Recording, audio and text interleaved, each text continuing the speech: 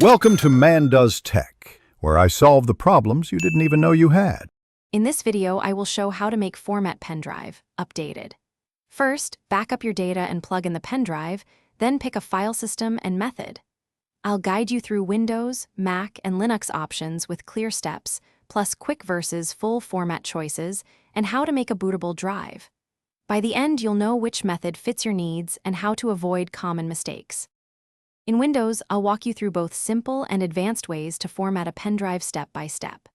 We start with File Explorer for a fast format, then show disk management for partition control, and finally demonstrate disk part and format commands for scripted or deeper operations. I'll explain when to choose FAT32, exFAT, or NTFS, and how allocation size affects performance, plus tips to recover if Windows won't recognize the drive. On Mac, I'll show disk utility steps to erase and format your pen drive with the right scheme and format options for Mac and cross-platform use. On Linux, we'll cover gparted for a friendly GUI and MKFS commands for power users, including how to identify the drive safely. I'll also share best practices for unmounting, verifying device names, and dealing with permission issues so you can format without risking the wrong disk.